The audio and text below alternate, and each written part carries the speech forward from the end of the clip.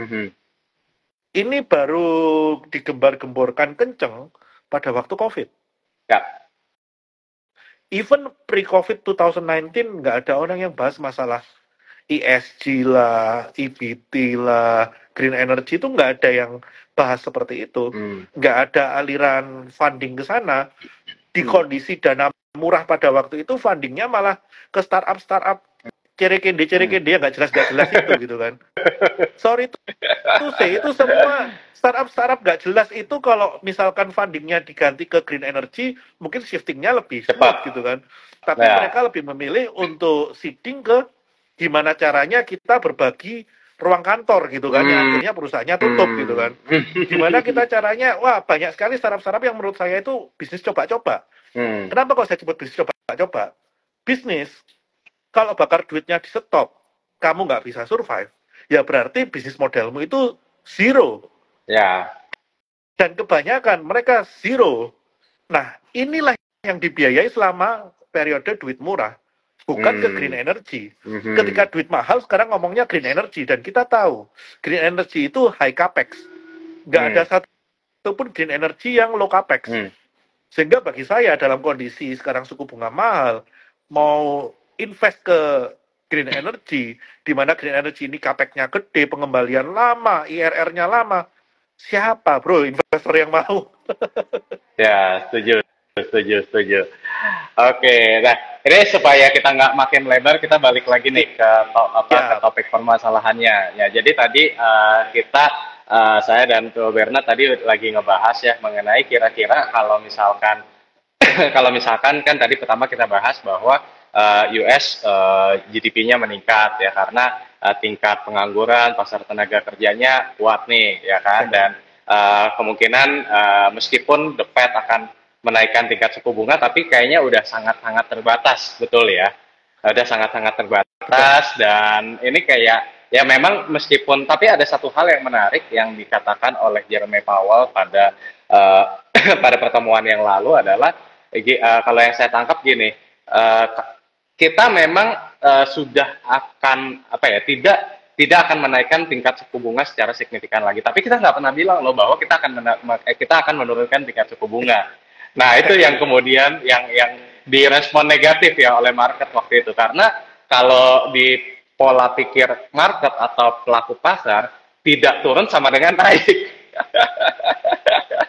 Ya kan, iya dia bilang Exactly, memang setuju. nggak akan naik tinggi lagi, tapi juga nggak turun. Jadi memang istilahnya sekarang ini yang tadi Dua Bernard bilang itu adalah higher for longer, betul. Nah kemudian Betul. tadi Dua Bernard juga bilang kenapa sih kok apa namanya belum bisa menurunkan tingkat suku bunga, ya karena apa namanya, karena faktor inflasi tadi. Nah faktor inflasi ini juga memang sulit ya teman-teman kalau untuk ke 2%, karena tadi Bro Bernard bilang misalkan kayak coal, kayak oil gitu kan, itu mungkin apa ya, akan sulit lah ya kembali ke level sebelum pandemi gitu. Meskipun tadi kalau kita bicara soal pelemahan di euro, pelemahan di China, ya mungkin aja, tapi rasanya sulit untuk kembali ke zaman pre-COVID. Seperti itu ya tadi yang kita bahas ya. Betul, betul, bro. Nah, kemudian kita lanjut lagi nih.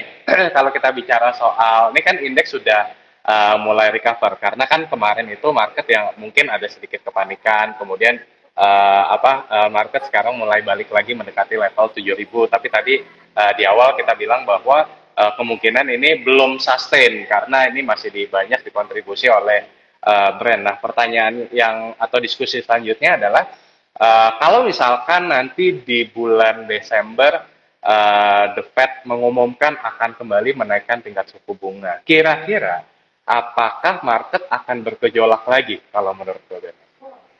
Iya, kalau menurut saya ketika ada kenaikan itu kan menjadi satu surprise. Big surprise karena kondisi saat ini semua udah expecting-nya, udah price in-nya higher for longer. Oke, kita terima higher for longer. But with your real interest rate already positive, no more rate hike. Bahkan saya pribadi mengekspektasikan bahwa BI rate mungkin akan menaikkan antara 25 sampai 50 basis point. Bukan Di Fed periode yang sama. rate yang saya yes. Jadi saya bukan mengekspektasikan Fed rate yang naik, saya malah mengekspektasikan BI rate yang akan menjadi kenaikan terakhirnya dia sebelum higher for longer. Nah, bagi saya ketika yang terjadi sebaliknya, ini sedikit lampu kuning. Mungkin kita akan sedikit berpisah dengan yang namanya window dressing ketika The Fed bulan Desember kembali menaikkan suku bunga. Tapi apabila yang terjadi sebaliknya, BI rate menaikkan suku bunga dan Amerika kembali pausing untuk ketiga kalinya, ya bagi saya itu udah cukup bagus katalisnya untuk men-trigger inflow balik ke Indonesia. Bahkan kalau sekarang kita lihat, saat ini 10 years US Treasury yield itu udah di level 4,4. Dan kita punya FR yang mungkin umurnya 10 tahunan itu di 6,5. Jadi sebetulnya spreadnya ini udah cukup menarik dan kita juga tahu besok ya, kalau nggak salah global bond kita itu terbit. Di mana global bond ini dalam periode dekat nggak sampai 5 atau 10 tahun itu menawarkan rate 5,75. Nah, ini juga menjadi satu katalis positif untuk inflow balik ke market kita. Dan mungkin sedikit banyak kita juga udah ngerasain ya ada inflow ini sejak terakhir Fed memutuskan untuk pausing dan sejak terakhir data inflasi Amerika keluar. Itu langsung US Treasury yield-nya turun, DXY-nya turun, dan di samping DXY-nya turun, ya kita juga ada inflow masuk. Mungkin kalau Bro Rifan ada masukan juga, saya sih melihat dalam periode sejak data inflasi itu keluar, ya kita bisa melihat proxy inflow ini ke 4 big banks kita, di mana biasanya fund yang indexing itu pasti inflow-nya ke 4 big banks plus Astra gitu kan. Dan ini terlihat ada masuk. Dan rupiah kita walaupun memang DXY-nya yang melemah, tapi rupiah kita juga termasuk menguat sehingga kita bisa mencapai ke level 15.400. Ini indikator-indikator yang menurut saya udah intact dan jangan sampai diganggu dengan Fed another madness dengan kenaikan di bulan Desember. Karena ini semua akan bisa berbalik dan in instant outflow-nya akan kencang seperti itu.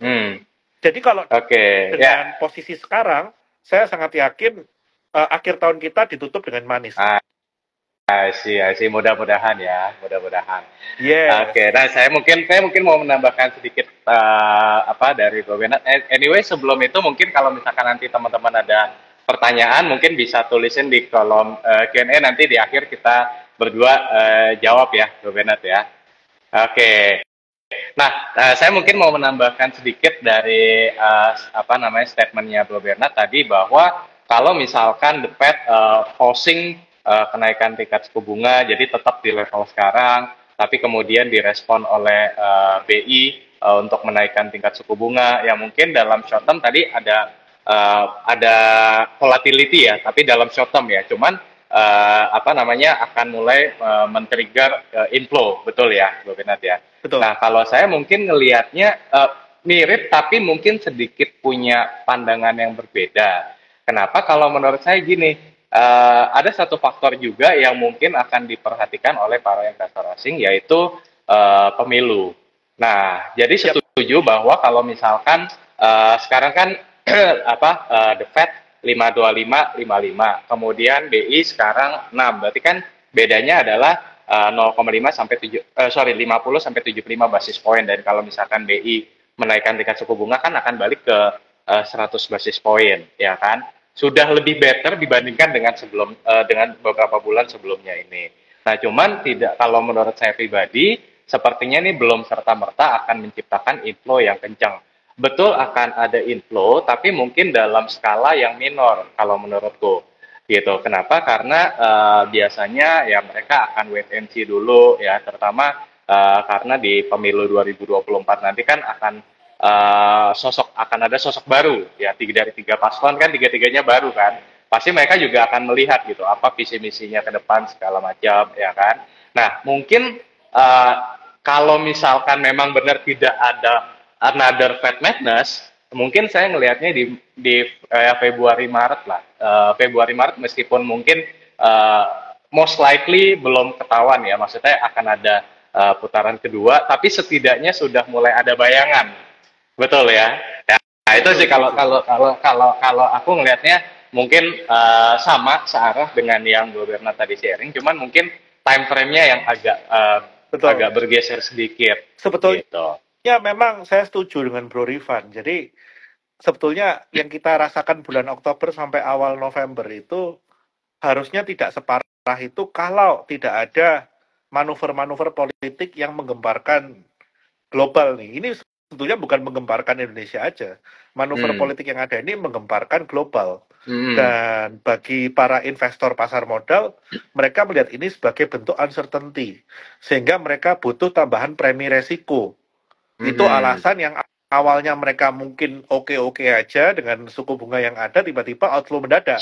Karena bagi mereka, wah ini dengan kondisi sekarang, premi resiko yang seperti ini udah nggak cukup nih, kita butuh another premium. Kalau lu nggak bisa provide another premium, ya kita wait and see dulu gitu kan.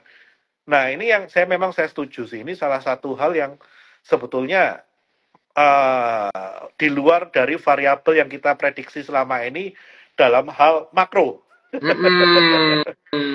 Ini namanya unpredicted variable nih, di mana ini berhubungan dengan confidence para investor dan premium resiko dari para investor, seperti itu. Ya.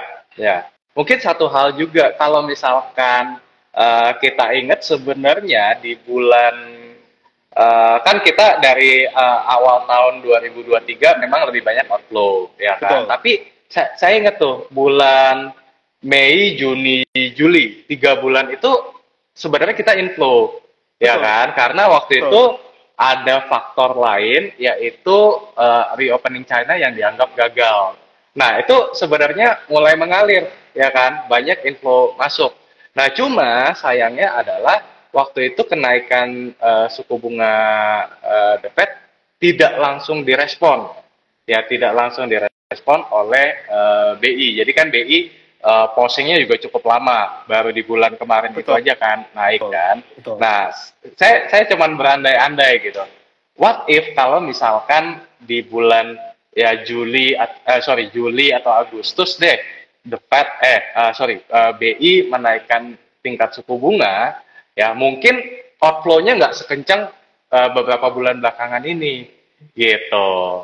Ya kan, tapi bagaimanapun juga kita juga dibandingkan Amerika, risk premium kita lebih gede lah. Kita harus sadar itu kan. Betul, jadi ya mau nggak mau harus dikompensate, ya kan, dengan spread yang juga lebih besar lagi. Dan gitu. Ya, tapi udah. Satu sisi kita ada satu downturn, Bro Rifan. Jadi kita sempat Indonesia sempat very confident about the growth, about GDP growth, bahwa kita juga bisa above 5%, bahkan beberapa fund luar juga predik kita bisa 5.3 until 5.5. Ternyata kita growth, kita mungkin average masih 5% ya. Good, but good is not good enough for now. They are looking for the best. Dan growth kita bukan the best, still only good. Nah, itu juga average lah ya, mungkin. Ya. Mungkin dalam kondisi market yang normal, 5% good. Itu akan menjaga likuiditas di market, tidak akan terjadi outflow. Tapi dalam kondisi abnormal seperti sekarang, good is not good enough. Sehingga ini juga yang mungkin sejak bulan 8, 9, 10, dan kita juga punya surplus mulai berkurang. Ya, ini yang juga membuat orang mulai, investor asing mulai, ini tidak seperti yang mereka ekspektasikan. Iya, itu dia masalahnya. Setuju sih. Iya. Ya, tapi tetap optimis lah ya ke depan ya. Oke. Nah, ada peluang lah kalau bagi saya dalam kondisi koreksi seperti bulan 10 kemarin, kalau nggak ada koreksi seperti kemarin, kapan kita bisa dapat barang murah gitu kan? Setuju. Nah, kalau kita bicara soal ini nih sekarang, laporan keuangan kan udah rilis ya kan, kuartal 3 ya. Banyak yang mungkin melambat ya kan, kalau kita bicara mungkin retail, kemudian consumer, komoditi ya yang mungkin jelas itu kan rata-rata melambat ya kan. Nah, itu mungkin kalau Bobernat sendiri ngelihatnya gimana nih? Apakah kuartal 3 penurunan di kuartal 3 tadi hanya sifatnya sementara atau di kuartal 4 nanti bisa balik lagi atau mungkin baru di kuartal 1 atau gimana nih overall rata-rata? Oke, kalau saya melihat sih masalah retail dan consumer, kenapa di Q3 melambat? Simply karena kita nggak ada festif ya di Q3. Jadi festif kita kan Q1, Q2 udah dihabisin semua tuh. Idul Fitri, Idul Adha, semua liburan apa semua itu kan banyak habisnya di Q1, Q2.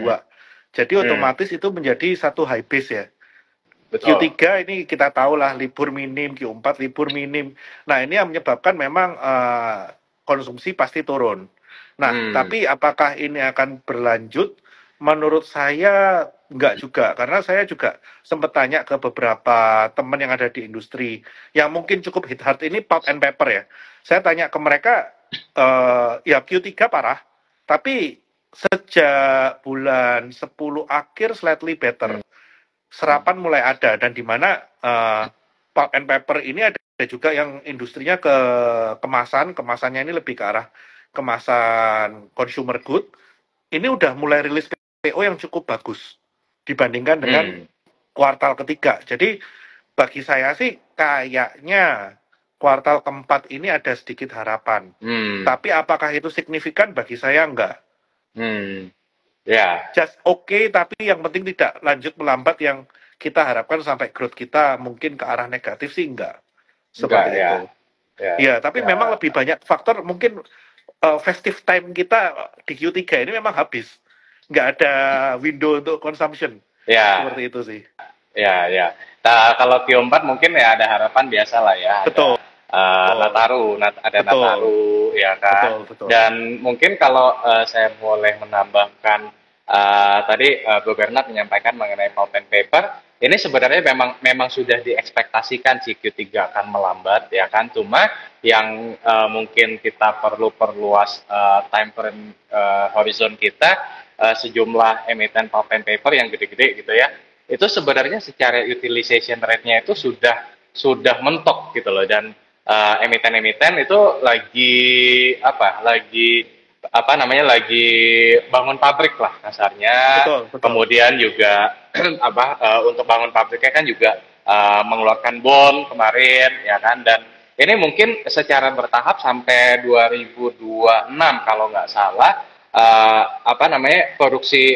produksinya ini bisa tumbuh 2 kali lipat. Cuman staging ya, jadi bukan langsung tahun depan langsung naik gitu. Mungkin 28-30% di 2024, kemudian 60% di 2025, dan mungkin completion 100% itu di 2026 gitu. Jadi mungkin dalam jangka pendeknya akan ada sedikit perlambatan, Betul. Tapi ya dalam jangka yang lebih panjang nih akan ada peningkatan seperti itu. Setuju, Bro Rifan, karena kita tahu lah semua perusahaan yang sedang ekspansi, sedang capex besar-besaran, ya pasti beban keuangan meningkat. Dan ya ini pasti yang menyebabkan kontraksi di laporan keuangan lah. Tapi ini kan sifatnya sementara dibandingkan dengan kompensasi ketika itu semua selesai. Ya saya rasa sih ini worth ya untuk kita perhatikan sih poin-poin ini. Ya, seperti nah itu. Kalau yang mungkin kalau misalkan kita bicara soal yang kalau menurut Bu Bernard recovery-nya akan lebih cepat ya di tengah perlambatan di Q3 ini, kira-kira sektor apa, Bu Bernard? Retail middle up ya kayaknya ya.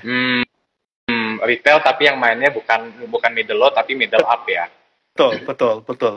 Jadi ini mungkin ada agak sedikit pergeseran ya. Selama ini kan kita punya konsumsi retail untuk middle low ini kan kuat ya. Tapi saya melihat retail yang middle low ini growth-nya mulai terbatas nih. Growth-nya mulai terbatas karena ya mungkin biaya energi yang naik. Ini mungkin kita kalau yang di level middle up kita nggak akan terlalu suffer gitu kan. Tapi di middle low kita tahu bahwa kita cari premium itu technically udah nggak ada, gitu kan. Jadi walaupun angka inflasi kita itu benchmarkingnya adalah salah satunya adalah fuel price, di mana fuel price ini masih premium dan solar, technically orang yang naik motor sekarang konsumsinya udah Pertamax turbo, di mana kenaikan Pertamax turbo ini cukup menggerus income mereka gitu kan. Belum lagi kenaikan, contoh nih, kita ngomong beras diatur HET-nya, betul, beras diatur HET-nya. Tapi sebelum beras ini diatur HET-nya, mereka bisa dapat beras di bawah HET. Sekarang mereka harus beli beras semua di harga HET. Nah, ini kan sedikit banyak juga mengurangi purchasing power menengah ke bawah. Sehingga bagi saya sih untuk konsumsi retail menengah ke bawah, ya ini perlu diperhatikan nih. Ini yang menurut saya harus menggantungkan terhadap dana silpa dari pemerintah nih, yang dimana ada dana surplus yang gede banget yang belum diapa-apain ini yang harus dibuat untuk percepatan di menengah ke bawah nih. Otherwise ya yang pasti cepat recovery menurut saya menengah ke atasnya sih. Retail menengah ke atas cepat recovery. Dan ada satu yang menurut saya sektor yang selama ini mungkin anak tiri ya. Anak tiri, bearish keras, harga sahamnya udah diskon gede. Ini pelan-pelan udah mulai recovery nih, sektor rokok-rokokan nih. Udah mulai mencuri panggung lagi ya, mencuri perhatian lagi ya. Itu mulai patut untuk kita lihat sih. Karena simple, dia cash rich, downturn dia ini cuma satu. Kalau cukainya diotak-atik. Dan ini udah setahun cukai nggak diotak-atik gitu kan. Dan salah satu emiten rokok yang saya suka ini, even dia udah shifting dari rokok konvensional ke rokok elektrik. Elektrik ya. Dan ternyata porsi market share dari rokok elektrik ini cukup bagus untuk menggantikan peran rokok konvensional dan masih low base, high margin. Seperti itu. Jadi ya menurut saya ini satu peluang seperti itu. Dimana yang selama ini orang pandang setengah mata dan harganya sangat murah, perusahaannya cash rich ya, why not untuk melihat ke sektor itu gitu kan? Ya. Setuju.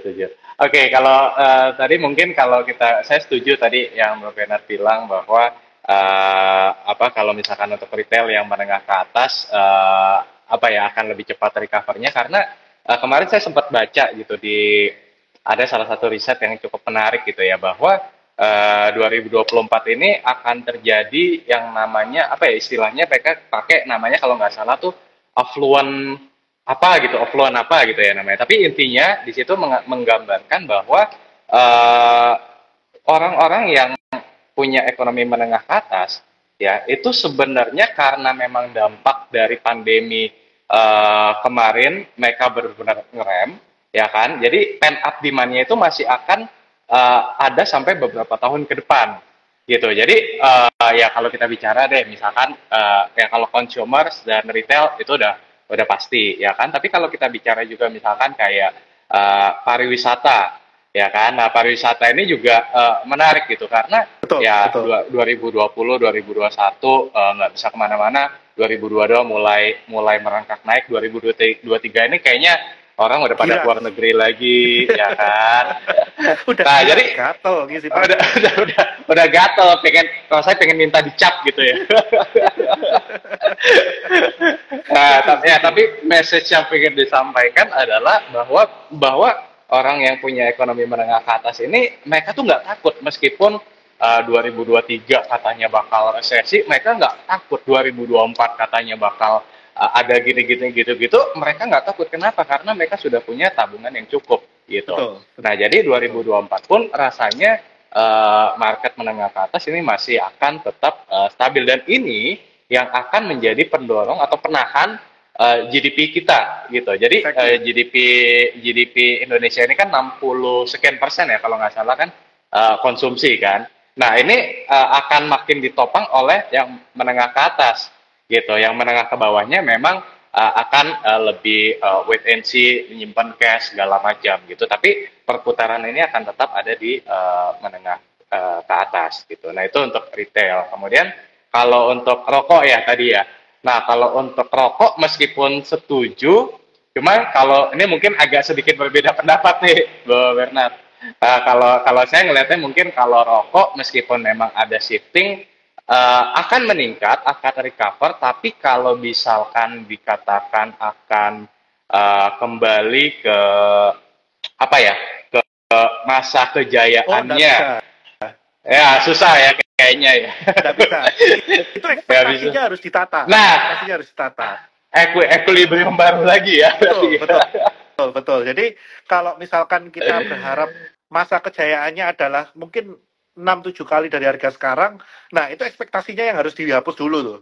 Ya, betul. Jadi ya apa setuju bahwa dengan pergeseran dari rokok konvensional ke rokok elektrik, kemudian juga ekspektasi bahwa cukai ini mungkin nggak diotak-atik lagi, ya akan sedikit banyak akan ngebantu gitu kan. Cuman sedikit yang mengganggu saya nih, Gobernat, Hmm. adalah level penjualan rokok ini loh. Level penjualan rokok ini yang eh, kalau saya nggak salah ingat, terakhir saya lihat itu belum juga membaik gitu loh.